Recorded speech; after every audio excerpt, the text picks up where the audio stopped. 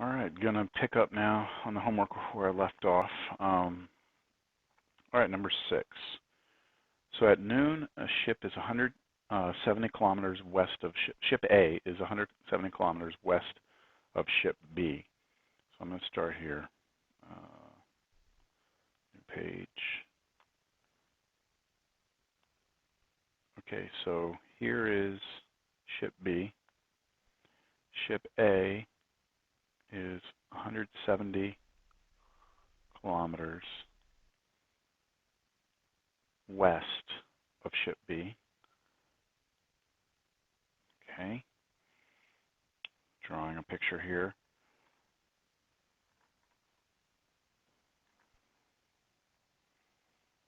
Okay, and that's happening at 12 o'clock, so at noon. Ship A is sailing east at 35 kilometers per hour. So ship A is sailing east at 35 kilometers per hour. And ship B is sailing north at 30 kilometers per hour.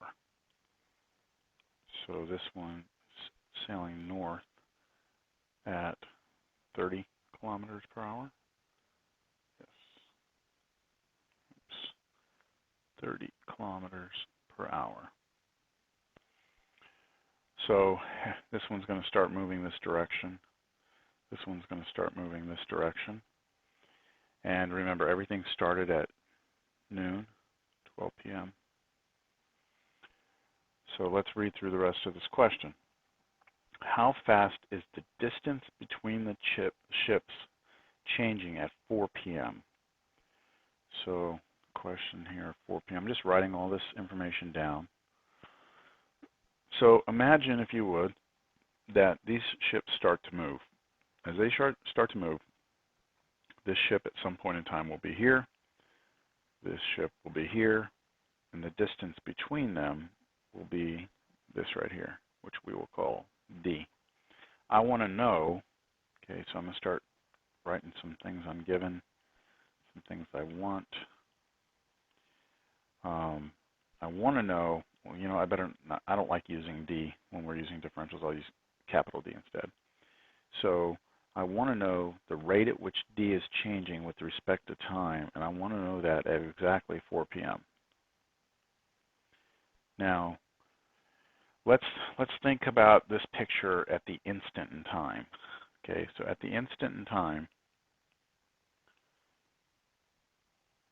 ship A, which started here, has traveled for 4 hours.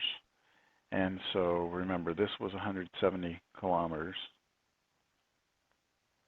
It has traveled 4 hours. So let's say that's, 1 hour was 35 miles. Let's say that's 35, 70, right? And then we keep on adding, and we're going to do that times 4. So 35 times 4 would give us 140. So what I know is that this has traveled 140 kilometers. And then this ship B was traveling north 30 kilometers per hour, so 30, 60. So if I do 30 times 4, it will have gone a total distance of 120. And so at the instant in time that we're talking, here's where our ships are.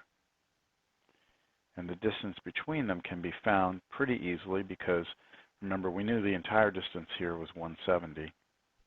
My picture's not very good. That means that this is 30, so it's not really drawn to scale.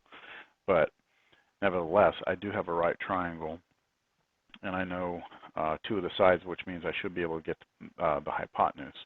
So at the instant in time, I'll grab my calculator.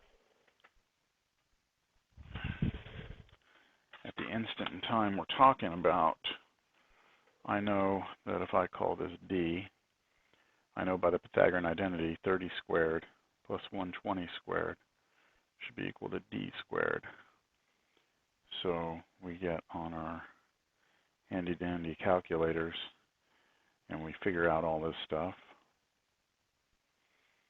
if need be, and then add those 2 together. And here we get 15,300 is D squared. And then I'll take the square root both sides, and you get something like, it's simplified here, but 30 root 17, which we'll probably wind up getting as a decimal. All I'm doing is saying, hey, look, I would like to know dt up here at 4 p.m., but at 4 p.m. is the same as saying when the distance between them is 30 root 17. Okay, so that's the instant time. Now the general picture, I'm going to kind of throw down here. My general picture looks like this. I basically have two ships moving. And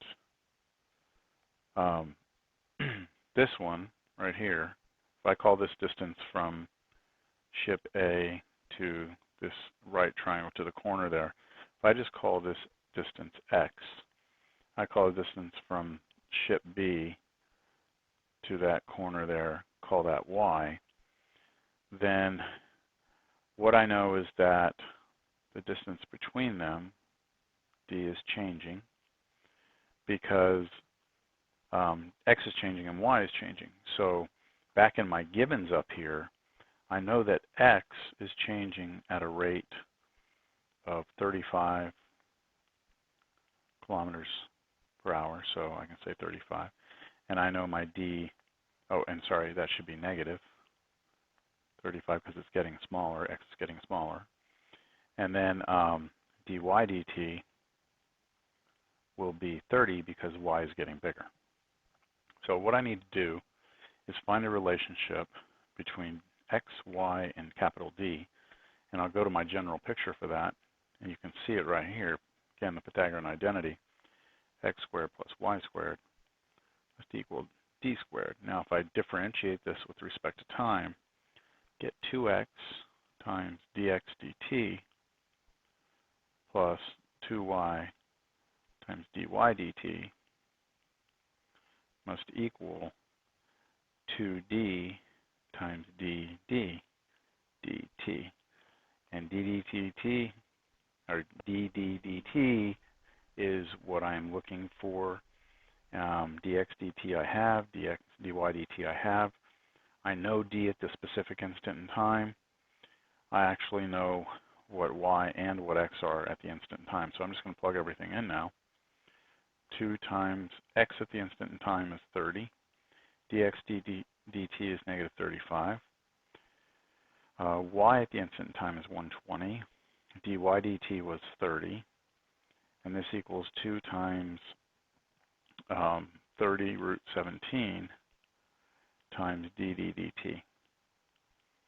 So I can multiply everything out on the left-hand side, and then I will come through and divide through by this, and that should give me my answer.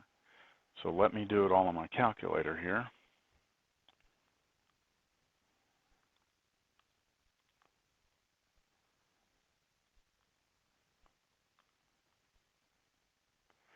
So this side's 5100. This equals 60 root 17 times dd dt, and then divide through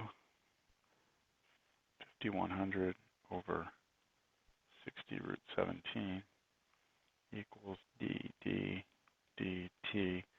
I can cancel one of those zeros, divide everything by 10, and then you can actually go further and reduce it. But let's just get to the result here. 20.6. Let's see if we get the same result. If I take that on my calculator, I'm going to do 510 divided by square root 17.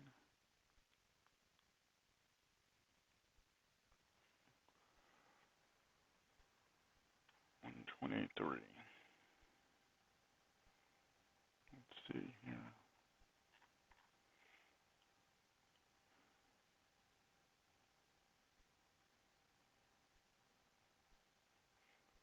Okay, and double checking everything here. 30 root 17. 30.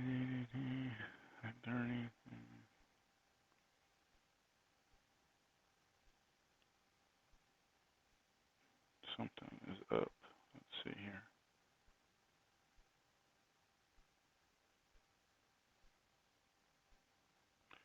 see, make sure I type that in right. 2 times 120 times 30.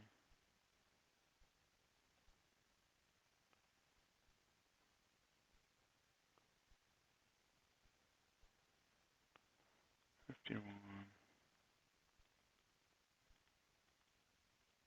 85. Oh, you know what? It is right. I just messed something up on my calculator.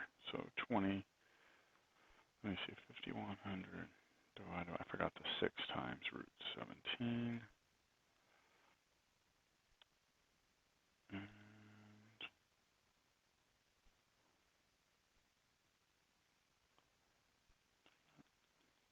I'm just verifying on my calculator. I'm getting the same result.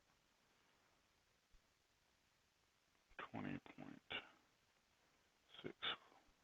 basically is dd dt. All right, what did they have here? Yeah, 20.6. So our measurement here is in kilometers per hour. All right, let's move on.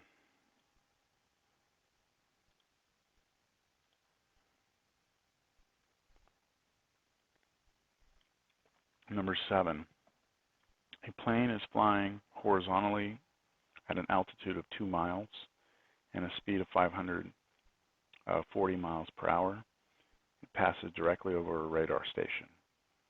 Find the rate at which the distance from the plane to the station is increasing when it is 5 miles away from the station.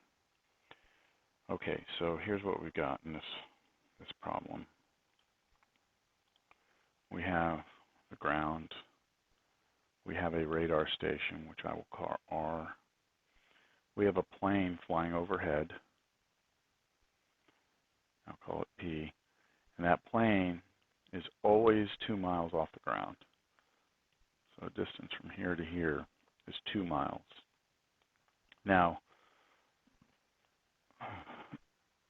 we're also told that the plane is traveling at a speed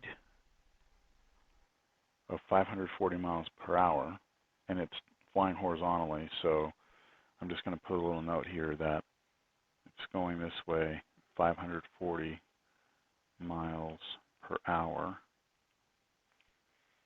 And it could be going the other way also, it doesn't matter.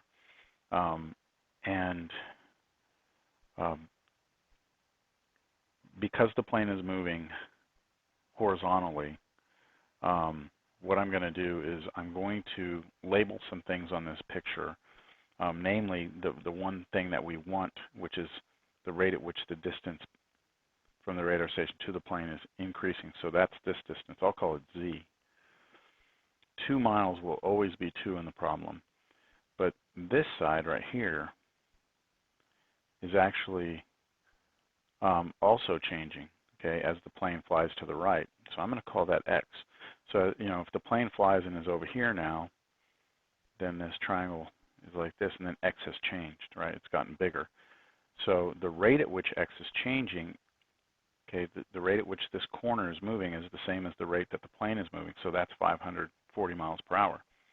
So I'm given in the problem that the change in X with respect to time is 540. I want to know what the rate at which the distance